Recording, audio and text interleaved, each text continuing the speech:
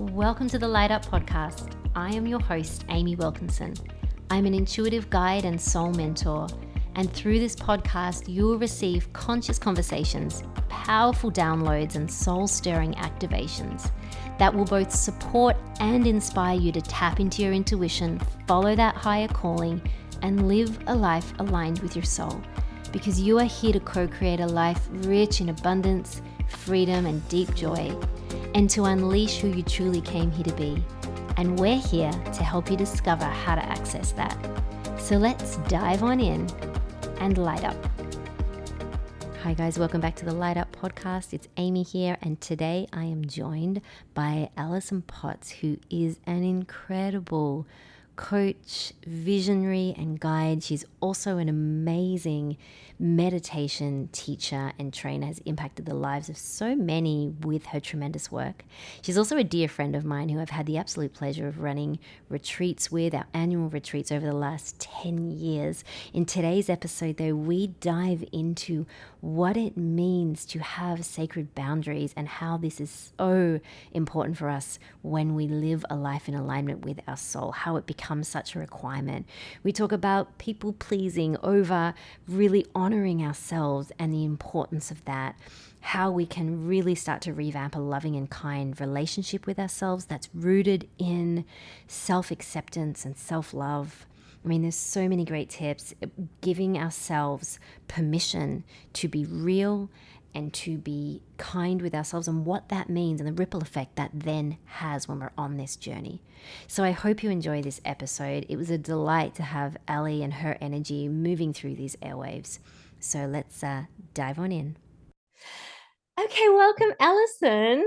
This is really exciting because I've been teasing to my audience this week that I'm having my first interview person that's coming on board, and I've been saying, if you're in my world, you're going to know who this is, and it's someone that has been with me for a while, so people are probably already guessing, but it feels very appropriate and it feels very apt that you are the first one that I have here. So welcome. It's so good to have you on board and to have you sharing your love. Well, thank you so much for having me. It feels wonderful to be here, and congratulations on your fantastic podcast. I'm loving it, loving it. Oh, thank you, darling. It's really wonderful to see you unfold this. It really is. Thank you. I really appreciate that. This is happening at the moment across the seas. Although Ali lives in Australia, she's over visiting family in the UK. So this is kind of, we're going international here right now. And I just, We for really those are. of We're you that going don't know global. you, yeah, we're going global. So this is global. exciting. So it's my night, Ali's morning, and we're coordinating Yes. all the things. Yeah, All we've right. done a good job. What I want to start with, Ali, I want to take us right back. So for those, some of you may have heard this story before who have been in mine or Alison's world, but I think it's a really pivotal one to go back to where we met and where our journey began. And there's a reason that I want to take our listeners back there. So for those of you that don't know, Alison and I actually met on a yoga retreat, and we've just worked out that it was about 12 years ago, give or take. So I have a daughter who's 14. So she was 2 years old at the time. Alison has a daughter as well, who's 20 today. And she was around about, what does that work out, 8 or something like that. This retreat for me was really, really important because I'd come out of such a big time of having a 2-year-old, quite an intense 2-year-old, my beautiful daughter, Sienna. And I just really needed this space for me. And I can remember arriving on retreat. And for those of you who've been on a retreat before, you will resonate with this feeling of just coming home and it feeling so, so delicious. But what we met on retreat, so Ali and I met, the lady who was hosting the retreat and the retreat that we were on had quite a lot in it. So it was quite scheduled. It's not how Ali and I like to do our retreats. We run retreats together and have for 10 years. But this one in particular, like there was a cooking class, there was a temple visit, it just had a lot on the itinerary, which is great for people that are after that. But where I was at, I was like, I just can't do all of this. So I met Alison there, and I remember having a conversation with her that went something like, Oh my gosh, there's quite a bit on the schedule, isn't there? And Alison said to me, she said, "Oh, I'm not doing that." And I was like, "Oh, well, there's a temple, but oh no, I'm not doing that. Nope, not doing that. I'm not doing that." And I remember going, "What? You're just gonna say no?" Like, and it was, I found it extremely liberating to hear someone talk like that. I was amazed. I was astounded because where I was at in my life, I didn't have those resources and the capacity to have such a robust kind of boundary. So this is where I want to start, Ali, because this was the beginning of our journey and of my kind of love for you really is when I saw you have such clear and knowing in yourself of what you needed, what was right for you, and then being able to express that. So, how I want to know, can you share your journey in getting to a place where you've been able to establish such robust and maybe even for some people radical boundaries, what, you know, how you've got to that place and why you feel this is so important when we're looking after ourselves from a self-love and self-care perspective? Well, I think it's very important that you've said, how did I get here? Because I think for all of us, especially in this lifetime where we are at the moment, we're really quite newbie around boundaries. I don't think it's, if you relate to past lives or even the way we're cultured and conditioned growing up in this lifetime, that boundaries isn't something we're taught about. And it's often a boundary, and I want to make this distinction straight away, is not a barrier. It's not like you're putting a fence up to keep people out. A boundary is an architecture you use and to contain energy, and to let the right energy come in and the right energy flow out. So we're all doing that, then we're creating an expansive container. I think it's important to say that because some people think it's like I'm putting up fences. So I just want to reflect on that retreat, because it will then make sense about how I got to the stage where I could say no so easily. Like you were speaking to where you were, and you just needed to spread out and spacious, have that spaciousness and connect to that inner spaciousness. And I know that my soul, and I think all of our souls, they are aware of a boundless amount of space, right? And then we get used to being conditioned into not seeing how spacious we can be. And a lot of that is to do with just saying yes to everything, or not saying enough no's, and piling in, or just thinking, oh, we have to do this, we must do this. Well, it's there, so I'll just do it.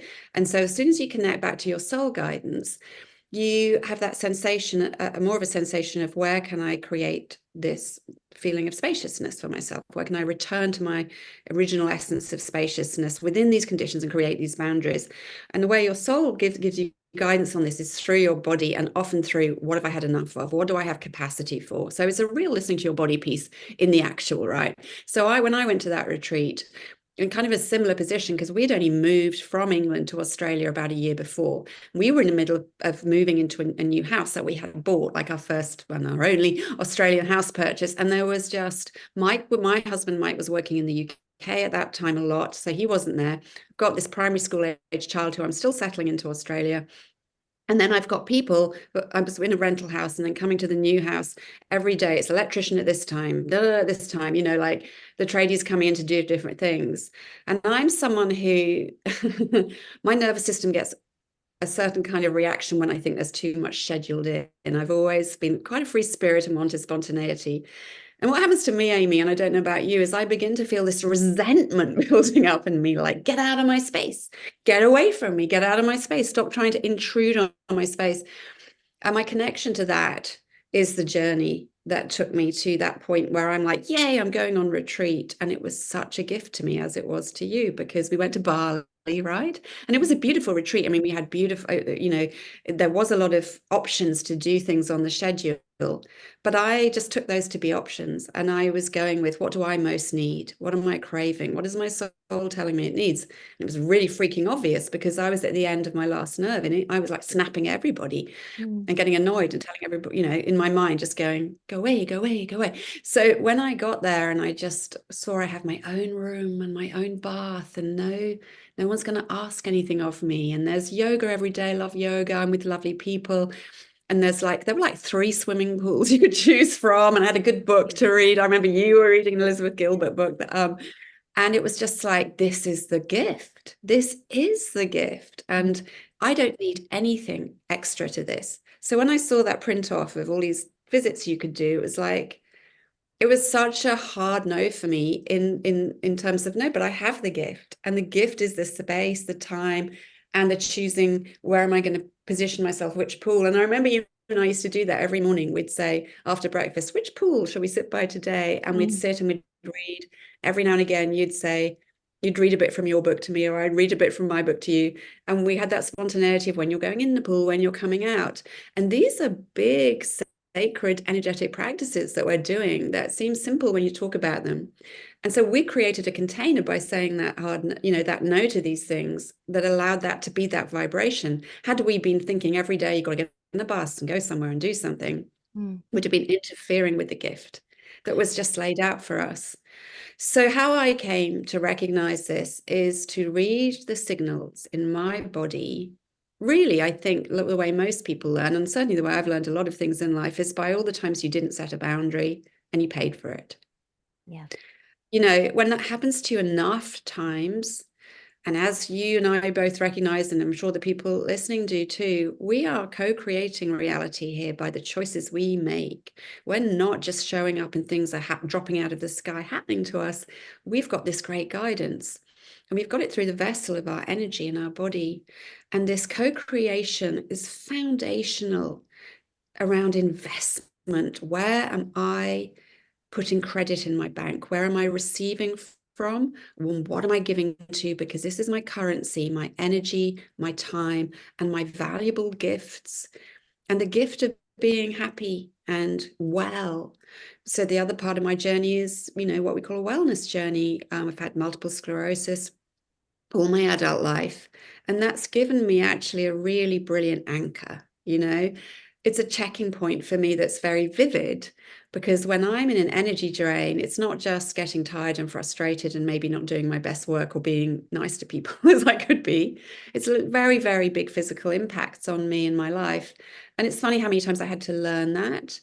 But I think that's not a bad thing, because I know what's valuable to me, what I'm nurturing, what I'm protecting, when I choose yeses, nos. And that's an ongoing learning, isn't it? As we begin to get into more and more into, where is my vibration really? Where's my soul really at home? All sorts of challenges come up where it's really remembering. So what's the boundary piece here? It's remembering that you have that choice. Always. It's your sovereignty. And what are your values? My values, I know for me, are certain ways of feeling in my health, in my body, and listening to, being able to hear the clear channel of my intuition.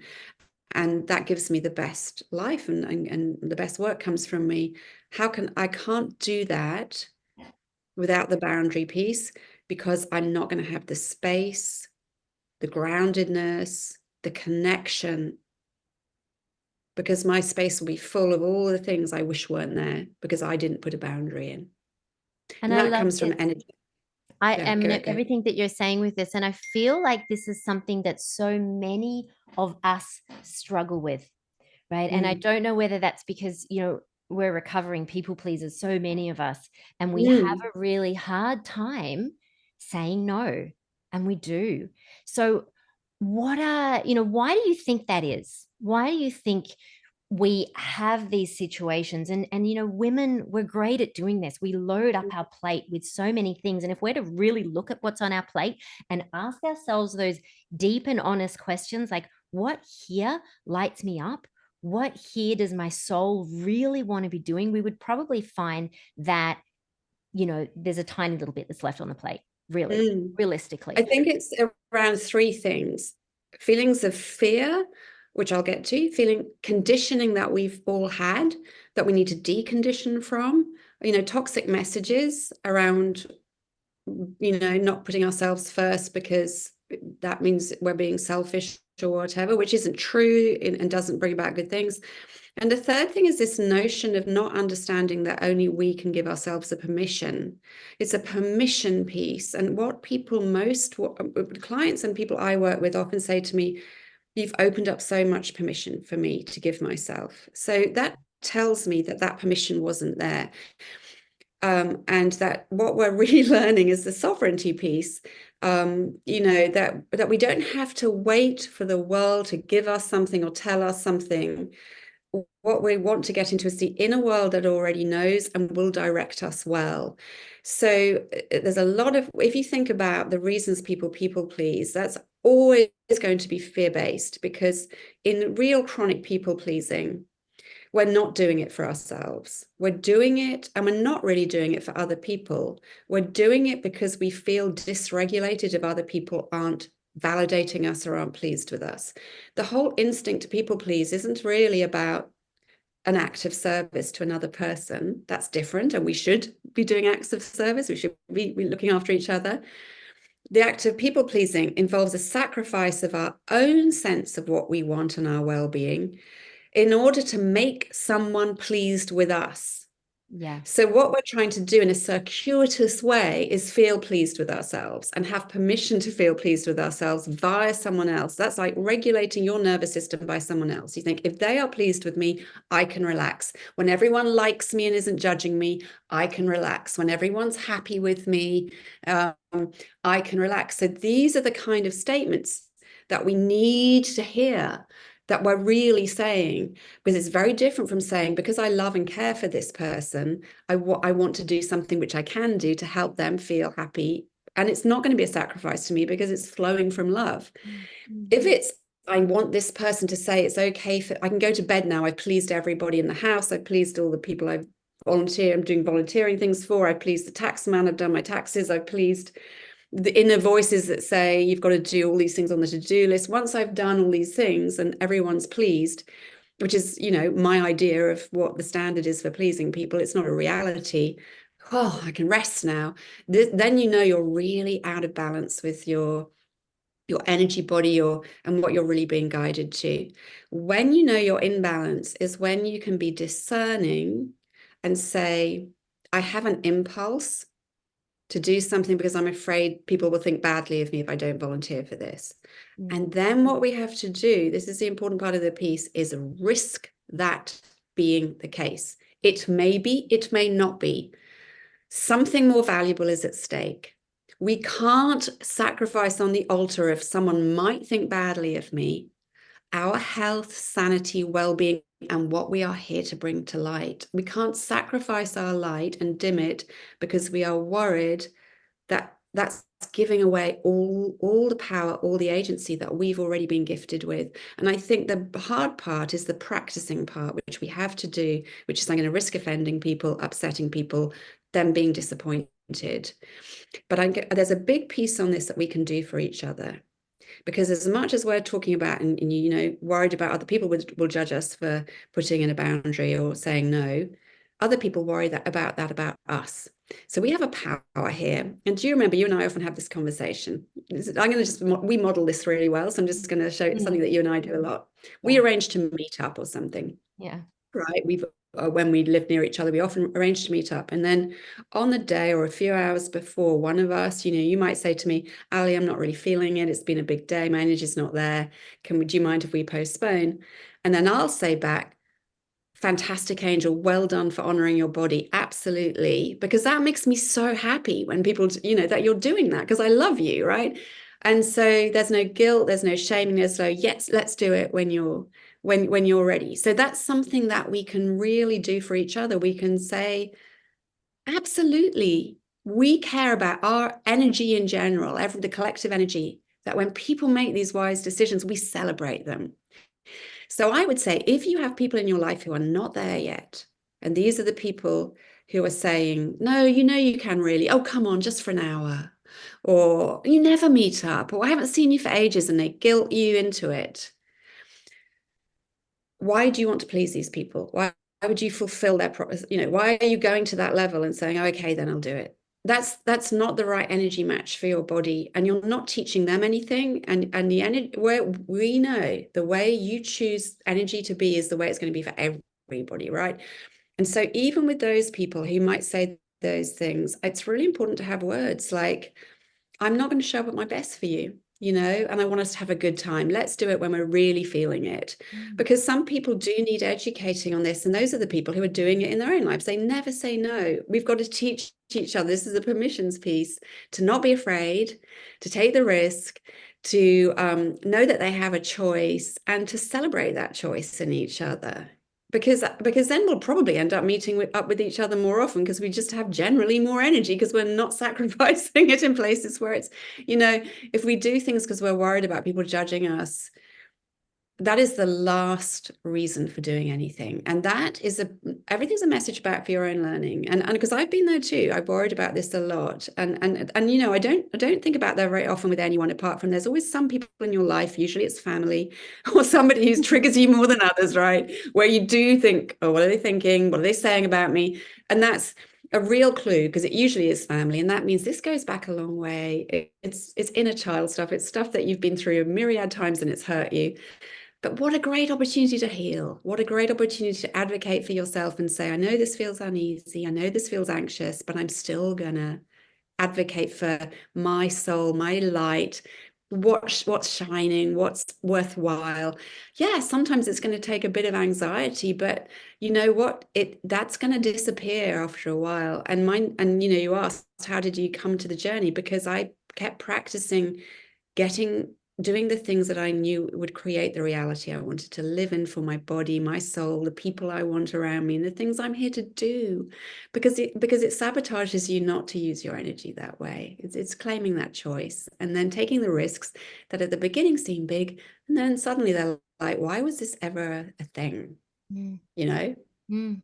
And you find on the path as well, when you really start to commit to this path of self-honoring and of, I talk a lot about aligning with soul, right? And making a commitment to do that. I mean, this just becomes, and this is how we live our life. I mean, it's a requirement. It is an absolute requirement every day that we check in. I mean, and I do this as a practice. I'm pretty sure you do this as a practice as well. If there's an invitation that comes our way, and I'm a projector, if anyone's familiar with human design, and it's important for me that I am in spaces where I feel seen and where I feel heard, and it's safe spaces, right? And I know that that's really important to you. And this piece on really checking in and asking yourself, is this for my highest good? And for people that are starting out on this journey, I mean, you might have some tips to offer here as well. It's even just asking yourself, how does that feel in my body? Like, for people that are struggling to know, like, how do I get to this place of knowing? Because we start to should on ourselves, right? Now, I really should go to my niece's, I don't know, no, she wouldn't have, oh, it might be my niece's christening, right? Or my nephew's play that he's got at school, or I should go and volunteer for canteen, heaven forbid, right? Like for tuck shop, which I've never done, by the way, and you and I talk about this, because Neither have there are I. people who A million are years to I do would, that. but there are people who do want to do it, and it makes them happy. Yes, And I think it that's lights them up. the point is that for everything you're saying no to, it's a yes for someone else. And it's this beautiful alignment we have, that we all have particular energy bodies. And what you're speaking to is check in with your body, not someone else's. And this is the externalization piece. Every day, I have, like you, I spend a lot of time in the morning, and I deliberately carve out time to be in my own energy. And this is so important. And if you don't have as much spaciousness and time, I started with 5 minutes, set your alarm earlier, but make sure you are in your own energy field first. And then I have various words I say, and one of them is, because I pray and I say, Today I choose to stay in my own body. Please keep reminding me to be in my own body. It's easier for me to do this now. I mean, a lot of this is the embodiment journey that we must learn. And I think we become so lost in our stories that we forget we have a body that's telling us the truth, right? And a heart that's telling us the truth. So part of this is the big piece of tending to your own heart, feelings, cravings, longings, desires, visions. And this is a journey that people love when they go on it, because of course we're always being called home, and home is a great place. It's just sometimes an unfamiliar place when we've been doing a lot of putting ourselves out there without checking in. So just beginning to take these 5 minutes here and there and breathe in your own body and feel your boundary, like really feel, yourself, where you're standing, where you are, and the boundary of your skin and the air on your skin and the feet under your ground. Just ground yourself for a moment. And then those questions you ask, what am I feeling and what is for my highest good? And be honest, because these are dishonest thoughts we have. I should do this, I should do that. That's dishonest and betraying and abandoning yourself to an idea, to a story. When I'm working with clients on this, first of all, I think it's important to get in touch with our stories, because we don't always know we have them. These shoulds, we need to see them in neon. You need to be able to say, that's that one coming up again. That's that one. I see it. So that's important. And then go into the feeling piece. But how do I really feel? Well, and judge, our energy is different every day. It is, for all the reasons. And what we really should be looking for is what will nourish me. I use these words I nurture and protect that which is sacred to me. So I'm in a sacred energy body. I'm in a sacred life, and getting to know, as we all are, my own soul, my soul journey, and who I am, and what lights me up, and where I feel most at home and comfortable. Know your values, know what that feels like. And then when you're taking a read on your own energy, you're sort of saying, where am I with that? And what do I need to fill up with? And where do I need to put in a protective boundary? I really like that nurture and protect piece, because it takes care of what do I want to bring in and what today am I protecting. And part of that is your inner thoughts and feelings. I'm going to protect myself from perfectionism. That's a journey I've been on all my life. Like today I'm feeling like I've got a lot of deadlines, and maybe I have to do a lot of preparation, and maybe that means I'm not going to go to Pilates. I'm already going to the self-sacrifice piece, right? When I have thoughts like that, I stop and I go, no, I am going to Pilates, because I know how much that brings love into my body and my life. No, perfectionism has caused me so many wounds. I'm in a recovery program, so I've got to dedicate myself to that, right? So knowing the self-awareness piece helps you keep you honest on these boundaries. What do I need? And what do I need? So then I'm going to be very careful about what I allow in terms of my own behaviors and patterns, because there's inner boundaries that we put in place. Releasing expectations of myself that are unrealistic, that came from other stories from the past or whatever. Releasing the need to get it all done today. We all have these things. And so much of this is the inner agency that we give ourselves. Of course, we don't have to do half the things we say we have to do. Ask your body, ask your heart. Your heart wants freedoms, whatever your heart wants. My heart wants freedom, spontaneity, joy, time, space. And I think for me it's very vivid because of all the times I remember where it hasn't had that. Even as a child, going to school, the resentment, homework, resentment. It's like, I want to be outside with the fairies, like skipping around. It was me as a kid, and I have to sit here and do maths. It's like, as soon as I get into that vibration of I don't like it, there's compromises. There's certain things we have to do. You got to get your kid to school back in the day and everything. But there's so much agency we can take on. And these stupid, these unloving thoughts that we allow in, that tell us we're not worthy of time and space and not having to get everything perfect.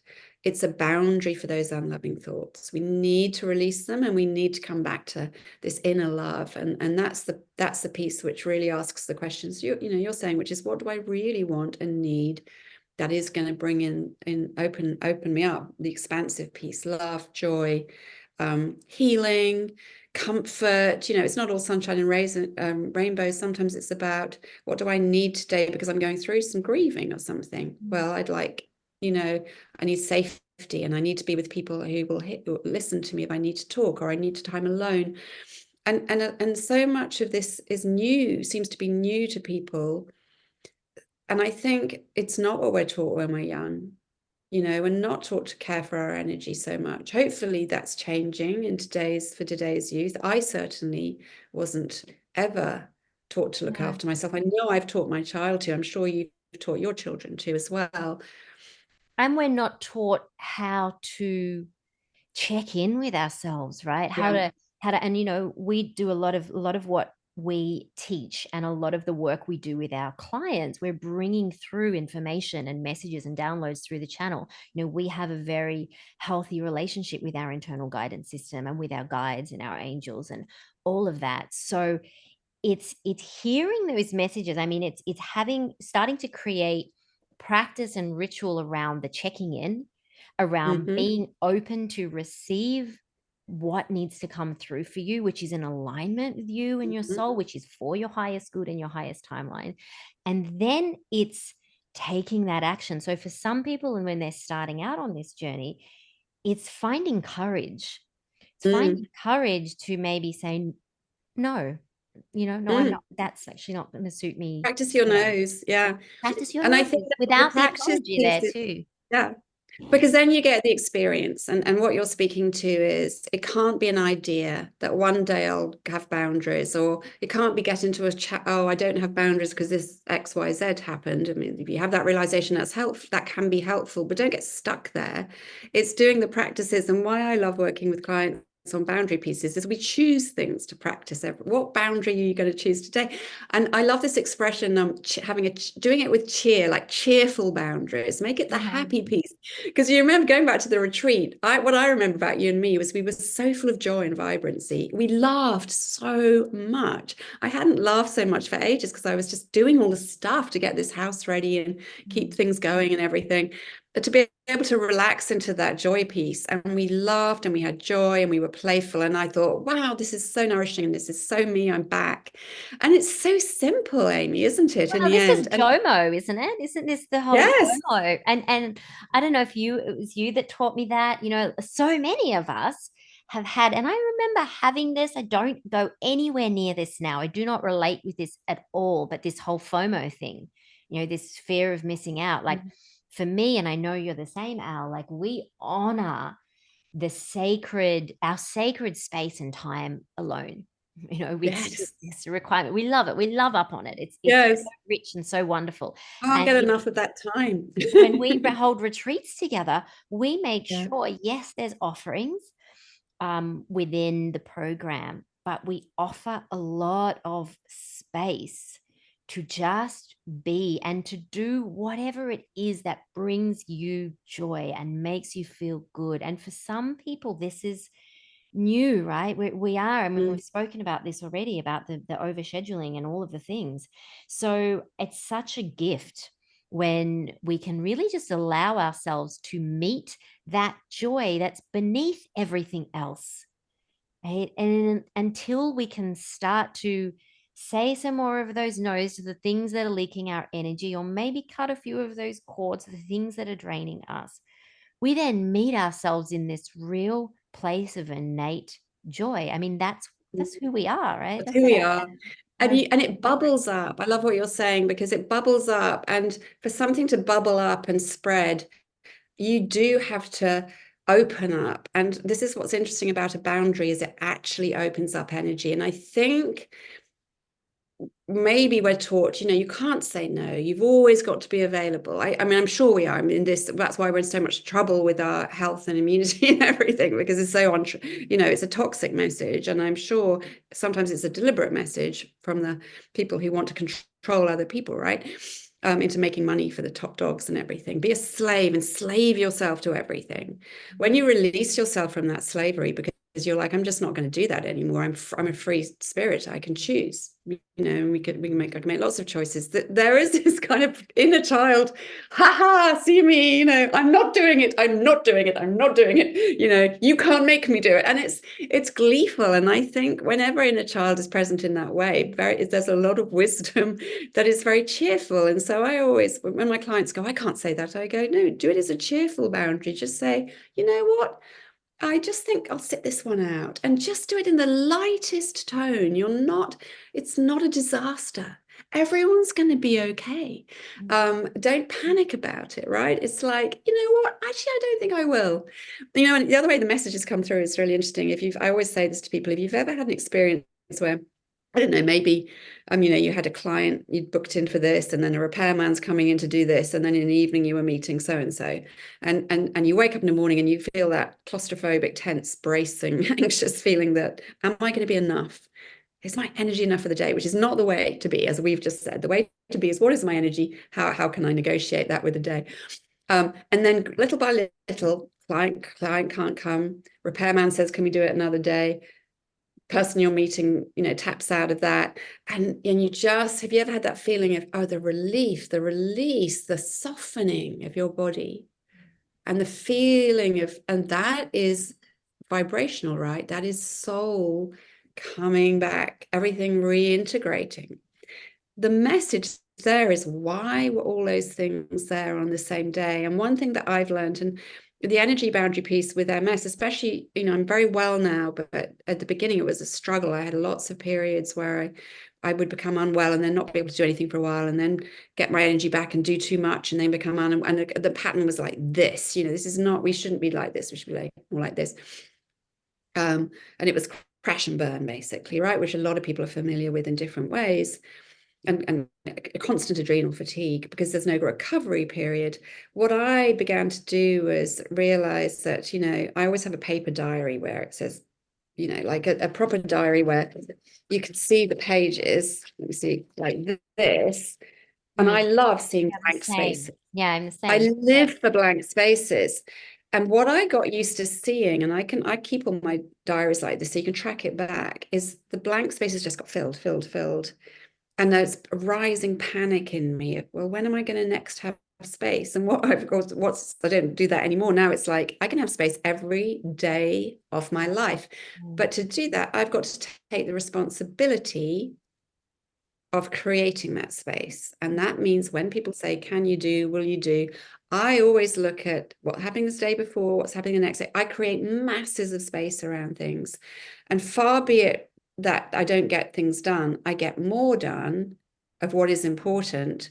And it means a lot of stuff that aren't priorities that were in there just don't exist in my life anymore. And that's the piece you're talking about. As we travel through life, our life changes. And we're living the life that we're here to live. And things are naturally releasing because they don't belong in that picture. And we helped co-create that picture by saying to the universe, I can do this. I can work with you. I can listen, and I can make good choices. Right. And that's the piece. And it's also shedding, right? It's as what you're saying is it's this real shedding. And a lot of it is the shedding of the old identities, the shedding of who we thought that we need to be, the roles that we've needed to play. And we're just peeling back one layer at a time. But if you're on this journey, or if you're newer to this journey, what you'll often find is that when you start to do that and really come into alignment with your soul and start to say, you know what, no, that's a no to that, because that's not feeling right for me. You find that the universe will like send you a few more things just to test, just to make sure. I really want to know that you're getting this. And so, and that's what that happens in anything, right? When we're there and we're going into expansion, we're going to meet the resistance and the challenge that where we might go and contract back into that old version of ourselves. And then when we can take a bigger breath and push through that next layer, or not even push through, right? That seems a little bit of aggressive, but when we can allow ourselves to expand into this new version of us, then what happens is we start to naturally magnetize the things that are really meant for us and are really in alignment with our soul. And I just think that it can seem like, if you're sitting there thinking, this feels like hard work, once you get into this place of alignment, it is the most natural, easy breezy, effortless thing. And that's not to say, as you said, it's not all sunshine and rainbows. We get challenged, but we choose ourselves first. We choose our alignment first as this divine, sacred responsibility. And when you start to choose yourself in this way, there is no turning back. It's different. Exactly. And the challenges now become, I have a completely, I don't know about you, but I have a completely different relationship to challenge than I was brought up to have, or that I mean, I guess my upbringing was around, it comes up to test you and you've just got to toughen up, and do the same things you always do in a tougher way sort of thing. And now it's an opportunity to divest of some old story really and really practice a new story.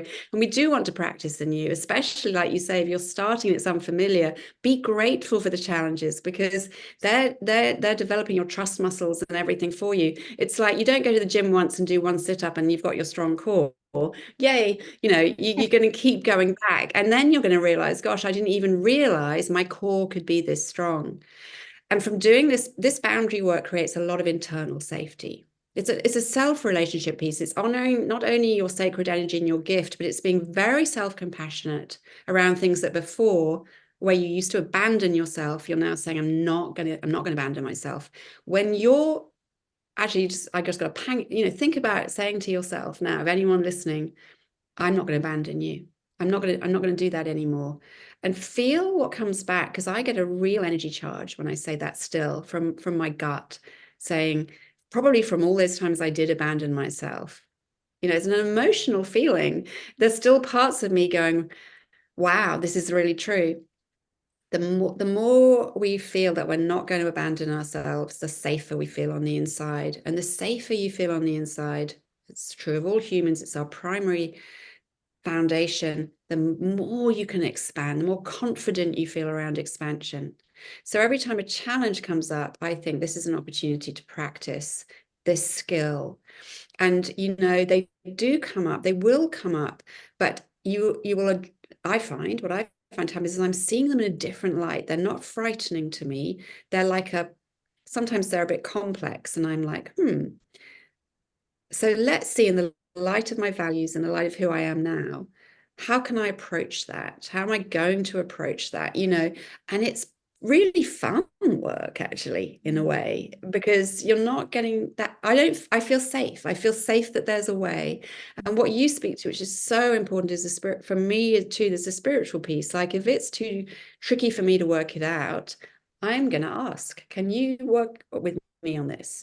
Be able to go to your guides, your angels, God, spirit, nature, wherever you go, the bigger, wiser energies, you have the bigger, wiser perspective, who are working with us, and say, okay, I'm challenged by this one, or this decision, or this choice, or this person, or whatever. I'm listening. Show me the way. Can you work on it with me and show me the way? It's not something that we're not climbing up a hill with a boulder on our back. We have a lot of freedom, and we have a lot of support. And as you say, your life changes shape, because in a shape, this shape piece is really important. We're talking about energy, right? We're talking about creating different containers through boundary practice for energy that makes us feel healthier and happier, and therefore the people around us are better served by us and get healthier and happier. But also a shape that means when we go into the world, we're making choices from a much wiser perspective than just those automatic stories and shoulds and woulds. So the external piece, what will people think, la la la, is not changing energy, it's keeping energy stuck. And we're responsible for how much we let that be our guide. The internal piece, I actually am friends with myself. I have compassion now, instead of giving myself a hard time and say, you must get everything done even if you're exhausted. I'm like, that's the last thing I'm going to ask of myself now. This is a big U-turn for me from my previous earlier life. And I trust myself that I will look after myself. And I really love myself for being there for myself. And you're in this foundation of inner friendship that feels very safe, very reliable. And when there's a challenge to it, you have tools. You remember, no, I'm compassionate. I don't want to see myself suffer. There's something I can do to reduce my suffering. I can have care and concern for myself instead of disrespect. I'm not going to abandon myself. So this is where I'm speaking to these inner boundaries around the self-love and self-compassion piece. And for many people, probably most people, there are unloving thoughts that come in to our energy space from ourselves. from stories that hurt our hearts. So landing back in your body, in the sensations of your heart, and to that place of love, and being able to say, is this a loving thought that I'm having or an unloving thought? How can I make this a loving thought? And then that shifts your behavior, what you're to put it into action. So I'll give you an example of that. Right, I've overscheduled myself, but I'm saying, but I said I'd go tonight, so I'm going. They'll all be disappointed with me. It's going to, blah, blah, blah. Big catastrophic story developing around this one piece of me not being there because I'm so important, to the space. And then I'll come back in and say, but how do you really feel? And I'll go, well, I feel vulnerable. I don't feel like being in a crowd, or I'm exhausted. I want to watch Netflix and go to bed at 8 o'clock, whatever the thing is.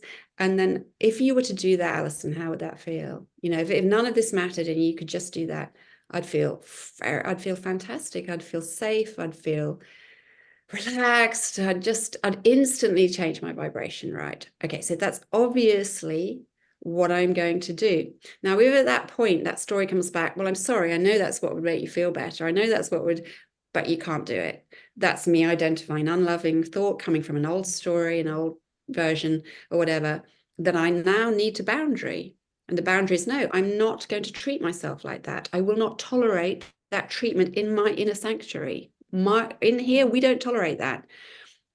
I'm going to show myself I mean it by making that phone call, texting, sorry, I can't come tonight. And then I'm going to give myself that nurturing and run the bath, whatever I'm going to do, and we're showing, not telling, and we're saying, I can shift to love.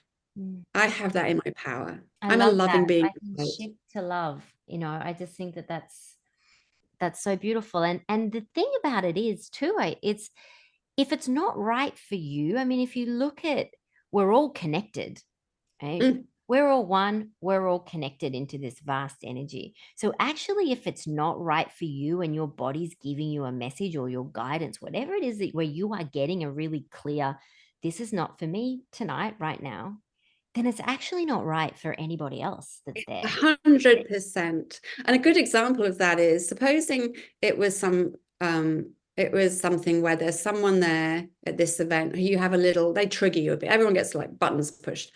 When I'm tired and I don't want to be somewhere, and my mind's on all the things I have to do, and I'm not feeling so good, I'm much more likely to be triggered, much more like I know I should respond, not react.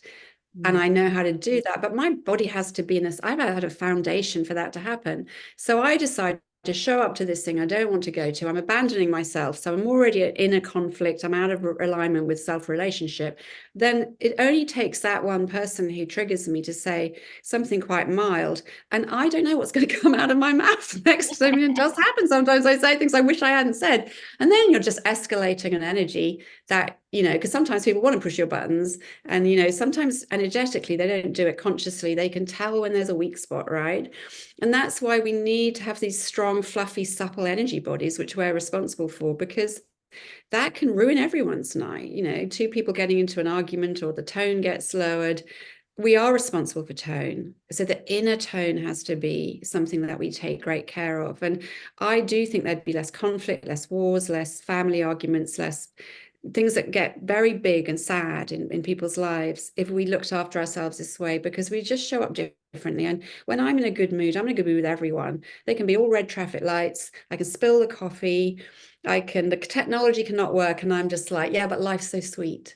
But when I'm not in that mood, those things can happen, and they can just make me go, it's all a disaster, and I'm sure people can relate to this. And it has such a ripple effect too, like you saying, and me seeing the way that you've been able to do, it gives other people that permission to go, oh, wow. I mean, and that's where we started this conversation, right? It was back in Bali, and you gave me a gift then. Because had you not been there and had you not modeled that the way that the relationship you have with no and with your boundaries, I would have been there in my conditioning, right? In my people pleasing, saying yes and not leaving the retreat with as much of a, loving, spacious kind of capacity that I had.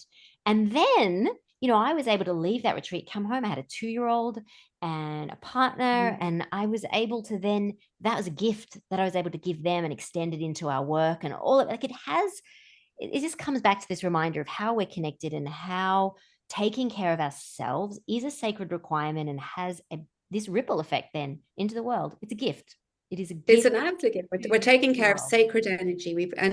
But the nice part of it is that it's like caretaking for a beautiful garden. You do your part of it, and then you get to look at all the flowers and the smell, the sense of it. It creates so much beauty. And self-sacrifice doesn't create beauty. There are times when I think, when would I sacrifice? And they're for people like my child. There are times when it's appropriate. So when we're not being selfish, we're not saying there aren't times when, we stay up all night with a newborn with a high temperature. Of course we're going to do that and be sleep deprived the next day. We're not going to go, you sort out your own high temperature, and I think I say this, Amy, because people say to me, but isn't that selfish? And this is missing the point. It can, as you've said, it can be much more selfish not to take care here, because if I show up in the world out of alignment with myself and I have a beautiful guide inside of me, always bring me back to love, I'm showing up not in integrity with love, I'm much less likely to even see who needs my attention and to have that compassion. Where we're starting from, these bases of these beautiful light work, this light energy, self-compassion, self-trust, self-love, is that these are energies. Compassion, love, and trust are energies. Whether it's self or other, it is the same energy. If we can nurture, develop, expand that energy in us and know it and feel it, inhabit it and be it and belong to it, when we're in life, we're in connection with vibrations that need love, compassion, and light, and it's just flowing from us. That we've been the caretaker of it here first. There's a reason we incarnate in a body, in an individuality, and that is where we are meant to be sovereign. Reason we have a soul, reason we have different energy bodies and different guidance, it is for the connection piece. It is absolutely for the connection piece. So it is nothing to do with isolating yourself. It is the opposite. It is coming into the world in as much integrity as you can, because you've taken care of the inner integration piece. And I think that's really beautiful. And the great thing is that it is like tending to your garden, because of the beauty that comes back. Like I spoke to this with my health. I said, I'm in really good health now. What was no medication, no fancy, I don't do a lot of fancy stuff for my health. Do you know what I do? I love myself and I add more love. And I look at all the places in me that need to be healed from when I haven't been loving or trusting, and I give that to them now, so that that's the past healing piece, and your nervous system and your cells can catch up. They can integrate into this presence. It's an amazing thing how much can come back to life, how much energy, how much feeling in my body with this, it is the healing piece. And of course, because you're speaking to your cells and you're saying, I work, every single cell in my body is a piece of energy that's light and important, and I'm there for it, instead of, I'm going to drag you down, sacrifice you, and hope for the best I survive this, And you talk about, in your teachings, you talk about, really cultivating such a healthy practice of self-love and giving yourself that dose, that kind of that daily dose of love, which, for you now, you've developed a practice that it seems really natural, and it is a practice, as you said, right? Like going to the gym and you're developing that muscle. And for so many of us, we're not used to doing that. And this self-love piece is so important right now. So can you speak just a little bit more on that, around how do we develop that as a really healthy daily practice? Not like, I'm not meaning I'm going to go and maybe give myself a massage once a month, right? Or go and have a facial. Like all those things are nice, but that's not what we're talking about, right? This is a deeper layer of self-love. Yeah, that is, self-love is about the way you show up for yourself and your feelings. So we talk about this foundation of feeling and vibration, feel how you want life to be. When we're not being self-loving, and examples of that are being very self-critical, putting yourself down, telling yourself you're not enough, telling yourself you haven't done enough, you're not good enough, and projecting that onto people, don't think I'm good enough and all of that. Telling yourself you're not worthy of taking 5 minutes to sit down and put your feet up because there's dishes in the sink, making yourself a slave master relationship. When you're picking up on those habits, it's really making very small corrections at first. And it's doing the opposite of what those things want you to do. So it's taking that 5 minutes, and you might resist it. Your body might not like it. It might feel, there'll be chatter saying, why are you just lying here doing nothing? It's these little moments of showing up for yourself to say, because I love myself that much, that even though this is uncomfortable, even though this stress is telling me, the old stories are telling me I'm not good enough by doing this, something deeper in me is saying, I need this. And I'm just going to spend these few minutes honoring that. And I always put my hands on my heart when I talk about this. The embodiment piece is important. I think there's a great deal of putting our hands towards or on our body that tells ourselves the things we don't need to tell ourselves with words. And I encourage clients every day to spend, and some people don't want to spend much time, so it doesn't matter, little by little, drop by drop, those sit-ups add up to very strong muscles, right? Don't try and launch yourself into the most I love myself, or if it doesn't feel true to you, but start building a pathway back. We can do that in an outer relationship. We can improve relationships with people in our lives. We can love people now who we never used to love. That love works. So just trust that piece. Spend that 5 minutes, hands on hearts. Maybe when you wake up in the morning and say, thank you, I love you, and forgive yourself. I forgive, I release any grudges. So there are words you can give. There are lots of tools you can give. But I think the other thing is see, where can I show up for myself today? And just give yourself one practice a day where I wouldn't if I was in an unloving thought. Because it's this checking in piece. The more you do it, the more intuitive it becomes, because it is a natural. Actually, this is all very natural to us. We're just unfamiliar with this. And when we're little babies and toddlers, we're just thinking, where's the next snack, or can I pull myself up on this chair or whatever. We're not no one's going to judge us for this, right? So a lot of it's releasing stuff, and it happens by giving yourself these moments. And I give people hope, I think, when I say this, but there was a time in my life, sort of end of my 20s, early 30s, when I was very troubled and insecure and quite intense, and I didn't like myself. And I remember saying to my therapist at the time, I cannot find, I want to love I really want to. If I'm out in the cold, it feels cold and dark where I am. What do I do? How do I make this happen? And he said, you don't just make it happen overnight, but inside of you is a part that already loves you. And it's finding that part again, and Amy, we do that in so many ways. Your work really reflects this beautiful. Those are in the give yourself one loving thing today that you're doing just because you love it. Even though that's a beautiful walk in nature, check in on that. What does my soul crave? And offer yourself that love. It's a receiving and offering piece. Think about what you would do for someone else and do it for you. And it's not get your nails done type of thing. It is literally sometimes about this boundary. Well, I'm not going to make myself do that, or I'm going to take something off my to-do list. There's so many things we can do, actually. And this is my work, helping people kind of recognize, where can I be more loving to myself today? But what if you woke up in the morning?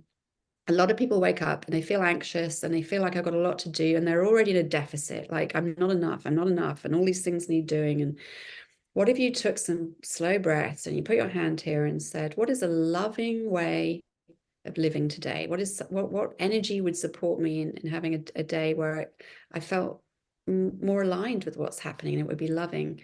And then you can think in terms of, what can I put in? What maybe am I asking of myself that I don't need to do? What is something lovely I could do today? What is something on my mind that I need to spend time with, coaching myself on, or offering myself support with, or talking to a friend about? These practices, after a while, are just building a natural reintegration, self-relationship, coming home to yourself, it's building a more comfortable relationship with ourselves. Because as you know, and I know, and hopefully most people know, when you're with someone who has your interests at heart, who is a safe space for you, and who wants you to feel better, they don't have to do very much else than have that intention. It's an energetic intention. So what we're really talking about is I intend to love myself. I offer that sometimes as an affirmation to people, because I said it doesn't really matter what comes up. Arguments might come up, or feelings from the past when you weren't loved in your home life. They're all coming up for healing. They're all coming up to say, I like this intention. Intention is an energy. So you're setting an energy. I intend to love myself. And into that energy, whatever comes is going to move in the right direction. What we often unconsciously do is wake up going, I intend to give myself a hard time. We don't even know we're saying that.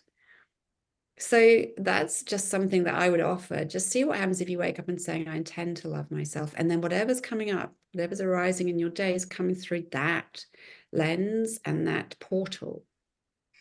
I love that. That changes the energy up. Yeah. And I've seen this, and I've seen the impact that your work has had on people, in making some of those changes little by little, bit by bit. And you will be shown, when you really come back home to yourself, when you really tune in the guidance, you'll be shown what is that next step, or maybe it's a half step.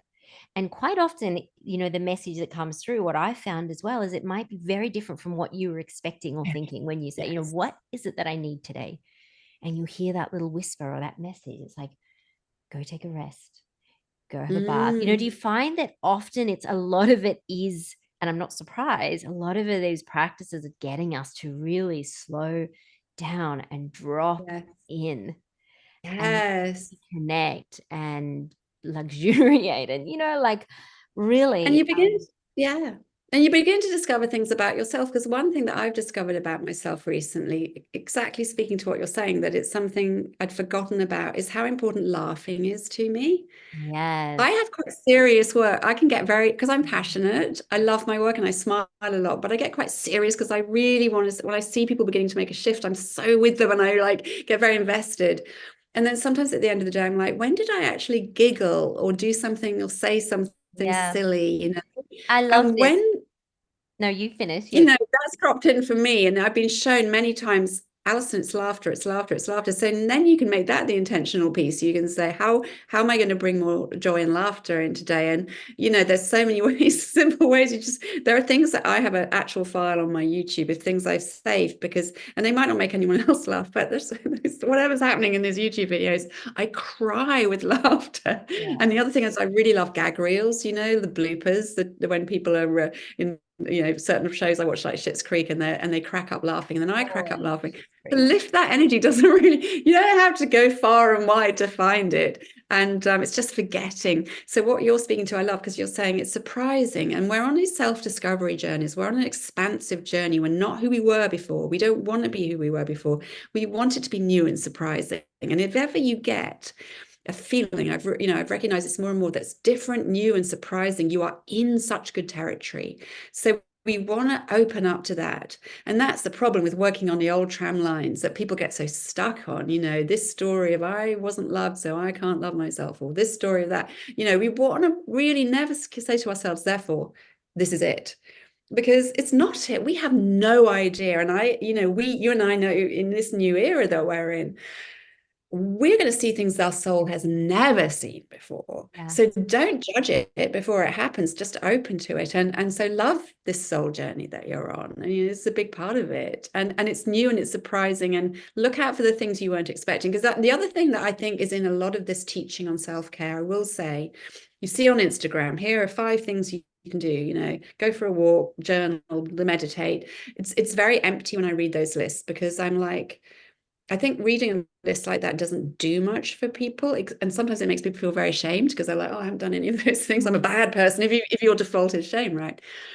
What you really want to do is when you realize you have done something good, or you're feeling good, is really linger in that feeling. That is a note to you. I think one of the things we do, Aim, sometimes is we do create this great energy, and we're in the vibration. And instead of going, I love this, which is the I want more of this signal, right? When you say to the universe, thank you, I love this, I love this life, the universe goes, right, more's coming your way. It's like when you go to dinner with someone whose love language is food, and you go, it's delicious, and they go, great, have another piece, and so that's the really important piece. Because sometimes, so I would say, track it. If you're at the beginning of the journey and you're doing these things, and it might be a bit uncomfortable, but you're still doing them, track how you feel, track how you feel in your health and your body, track how many thoughts, what your thoughts are doing, track how the choices you're making, because things do change. And what we often don't do is rest in the change, rest in the new vibration and bond with it, right? So that will keep going. It's very important to notice what is changing, even at the most subtle level. And that's why it's lovely, like you and I, we do group work with people, because they can share with each other, and you're bringing attention to the intention and what the intention is bringing about. And the attention piece is very important. Don't let this pass you by. Don't think you're doing a series of actions. Don't tick off, I meditated. What if you didn't meditate for a month? Maybe you're not meant to sit and meditate. Maybe I went to the beach and did an ocean swim every day. Maybe that's what you should be doing, because too often these pieces can become, again, a list of chores. We don't teach that way. We teach the embodied piece. What do you feel? What does it do for you? Whatever Right? that Do looks more like. of what makes you feel good, right? Don't think you have to do any of these things. It's a really important distinction, right? That we don't then turn make another to-do list out of it. These are the ways I've got to love myself, and these are the self-care things, but letting it be really a lived experience on the fly in this moment. And that's being in alignment, and that's choosing to live your life that way. I love this conversation. I love so many nuggets that have been shared, and practices within that. And I feel like for you and I mean, we talk a lot. We have our little voice messages going on. It's almost like we send each other podcasts each day. We've got so much that we can riff on and share on. And I want to dive more into some of these different areas with you. So I do want to get you back on the podcast as well, because I feel like you've got a lot to share, and I really appreciate your lived experience. And I think that that's something that makes you so unique as a teacher, is that nothing that you are teaching, you haven't already lived, experienced, integrated. So it's very real and it's very authentic. It's not just this kind of surface level self-care, right? Or as a friend and I say, like just put a crystal on it or whatever, right? This is the deep, this is the deep inner work. And it's also honoring, and I love the way that you do put your hand on your heart a lot, and you have that conversation with yourself, because it also honors that, this isn't an easy journey always. And this does mean, there's discomfort and there's things that we're moving through, but the way that you then honor yourself and praise yourself, like you did a good job of that, or course correcting if you have, because it's becoming aware of those negative thoughts and those stories, like, oh, hang on, no, I didn't mean that, right? The way that we cultivate this beautiful dialogue with ourselves as well, I think that is something that you offer people so beautifully as well, which is it's just magic. So tell us, where can people find you if they want to connect with you or follow you? What's the best way to do that? Well, thank you, Amy. And I love our conversations too. And you're right, we message like this with each other all the time, and it really opens up a beautiful channel. So, and thanks for having me. And I'd love to come back. So where you can find me, Alison Potts Innate Being. At the moment, the best place to find me is on Insight Timer. So if you go into it, is a healing, well-being, beautiful space, fantastic community there of teachers and people. I do, if you just Google Insight Timer, put in Alison Potts Innate Being, I do live events every week. We've got a lovely group and community building around those. I have courses on there that are pre-recorded, and I have a whole library of probably nearly 80 guided meditations and talks on there. And I'm on Instagram, and I love connecting with people. So just send me a message in any of those places. And if you want to connect, I'm here to do that. Yeah.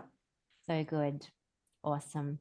Thank you so much. I love that it is just so organic when we get together, and we open up the channel and we see what wants to come through. And it really felt important to start on this piece of boundary, because I know so many of us can relate and do relate. And I think this is so important for our expansion, which is what we're about as well, helping our clients on this path of soul expansion and alignment. So I think that, it's so great to riff on this. I could do it all day, every day. And there's so many layers to it as well, isn't there? There's so many layers. We need to go away on another Bali retreat and sit by the pool. And we do. Yeah. So Ali and I do run retreats together as well. So, if you're ever interested, they are, as you could imagine, lots of fun and lots of space. Play was actually came up. Play and fun were my words for this year. So I really relate to what you said on that. And I think that when we can just use play as well as this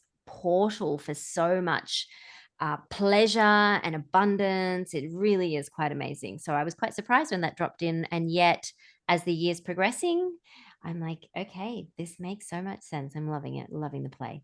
So thank you, my darling. And you enjoy the rest of your day. And we'll see you again soon. Thank you, Amy. Pleasure.